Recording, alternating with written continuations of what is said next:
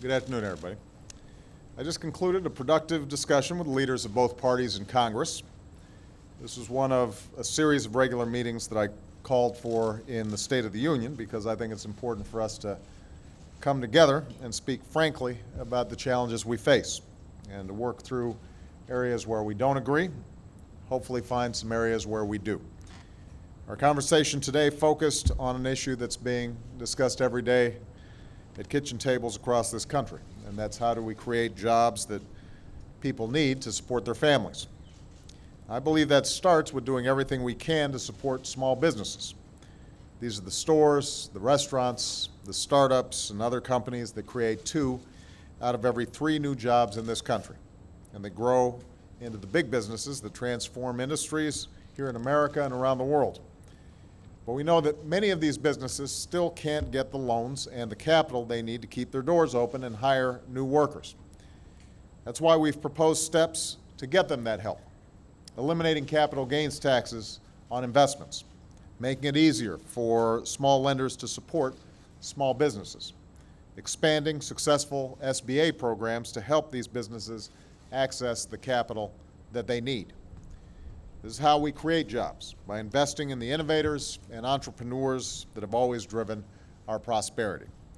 These are the kind of common sense steps that folks from both parties have supported in the past. Steps to cut taxes and spur private sector growth and investment. And I hope that in the coming days we'll once again find common ground and get this legislation passed. We shouldn't let America's small businesses be held hostage to partisan politics, and certainly not at this critical time. We also talked about the need to move forward on energy reform. The Senate is now poised to act before the August recess, advancing legislation to respond to the BP oil spill and create new clean energy jobs. That legislation is an important step in the right direction, but I want to emphasize it's only the first step, and I intend to keep pushing for broader reform, including climate legislation. Because if we've learned anything from the tragedy in the Gulf, it's that our current energy policy is unsustainable. And we can't afford to stand by as our dependence on foreign oil deepens, as we keep on pumping out the deadly pollutants that threaten our air and our water and the lives and livelihoods of our people. And we can't stand by as we let China race ahead to create the clean energy jobs and industries of the future. We should be developing those renewable energy sources and creating those high-wage, high-skilled jobs right here in the United States of America. That's what comprehensive energy and climate reform would do. And that's why I intend to keep pushing this issue forward. I also urged the House leaders to pass the necessary funding to support our efforts in Afghanistan and Pakistan. I know much has been written about this in recent days as a result of the substantial leak of documents from Afghanistan covering a period from 2004 to 2009.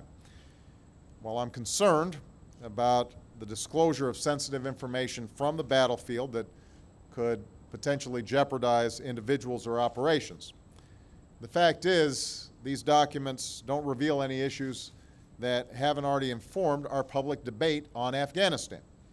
Indeed, they point to the same challenges that led me to conduct an extensive review of our policy last fall. So let me underscore what I've said many times. For 7 years, we failed to implement a strategy adequate to the challenge in this region, the region from which the 9/11 attacks were waged and other attacks against the United States and our friends and allies have been planned. That's why we've substantially increased our commitment there, insisted upon greater accountability from our partners in Afghanistan and Pakistan, developed a new strategy that can work, and put in place a team, including one of our finest generals, to execute that plan. Now we have to see that strategy through. And as I told the leaders, I hope the House will act today to join the Senate, which voted unanimously in favor of this funding, to ensure that our troops have the resources they need and that we're able to do what's necessary for our national security. Finally, during our meeting today, I urged Senator McConnell and others in the Senate to work with us to fill the vacancies that continue to plague our judiciary.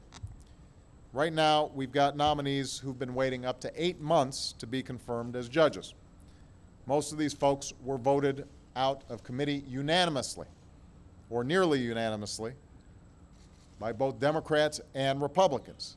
Both Democrats and Republicans agreed that they were qualified to serve. Nevertheless, some in the minority have used parliamentary procedures time and again to deny them a vote in the full Senate. Now, if we want our judicial system to work, if we want to deliver justice in our courts, then we need just judges on our benches. And I hope that in the coming months we'll be able to work together to ensure a timelier process in the Senate.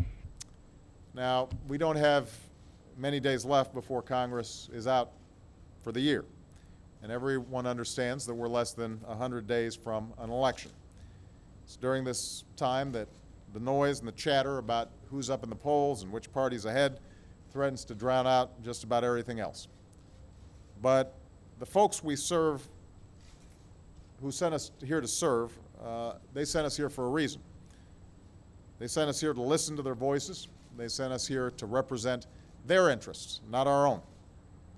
They sent us here to lead. And I hope that in the coming months we'll do everything in our power to live up to that responsibility. Thanks very much.